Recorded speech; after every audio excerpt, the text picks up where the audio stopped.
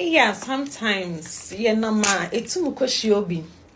Na kachende eye Fanti no si na eye Fanti na eye katri da mena. Onye ye no fault o. Ye po honcho won fenche ye na ati. Baby a yetena no. Fanti ni bi wo ho a ye kan won taase. Inti no ye o ma ye katri no. Today hweda ma akọ market na miridugwa. Na ma kada mo to akon ho na. Mirikin akon ho na enim oye salmon. Na ma kada mo to anyo. Anyo no enim. Anyo ye jene.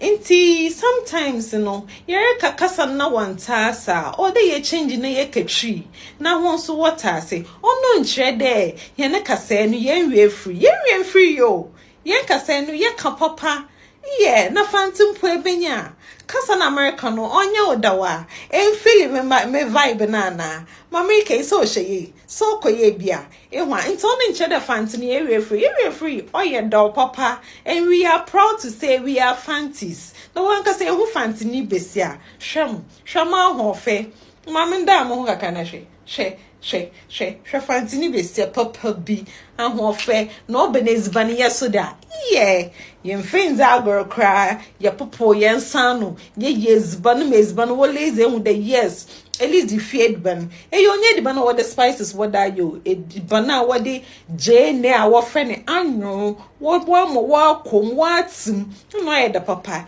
in the show Fanti me inti yanko sister no findari kwe Fanti na ye di be ye adwuma wa ha yanko me da ho na ase bye bye.